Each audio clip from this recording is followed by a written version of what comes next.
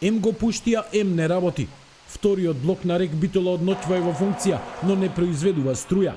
Од државните електрани велат дека блокот бил пуштен на мрежата во 2 часот и 45 минути по полноќ, но потоа исклучен оти во постројката се изведувал технолошки процес на испитување на заштитата на генераторот.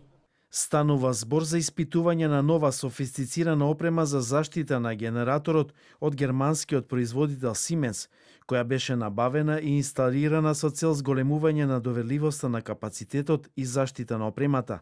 Испитувањата се очекува да завршат во попладневните часови, пошто блок 2 повторно ќе биде пуштен во електроенергетската мрежа. Вториот блок на РЕК Битола не е во функција откако пред 10 дена во пожари изгоре трансформатор. За да се ублажат последиците од енергетската криза, државата реши да го пушти во погон и третиот блок, но поради пожарот тоа ќе биде одложено за неколку месеци. За таа цел беше распишан и меѓународен тендер за набавка на јаглен.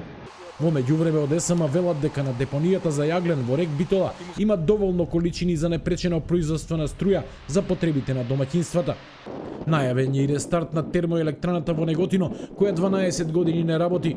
Иако тестирањето на постројката помина успешно, ТЕЦ Неготино се уште не е во мрежата. За 2 недели треба да биде пуштена во погон и термоелектраната Осломеј, за да се обезбедат пари за покривање на овие трошоци, но и да се платат фактурите кон европската мрежа. Владата минатата недела прогласи енергетска криза.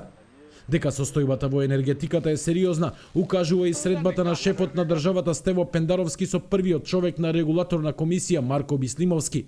Детали за тоа што се разговарало нема, освен кусата информација дека е неопходно да се преземат сите мерки за успешно справување со предизвиците од глобалната енергетска криза, санирање на енергетскиот сектор и потребите на пазарот, како и соработка меѓу државните институции и компаниите од енергетскиот сектор.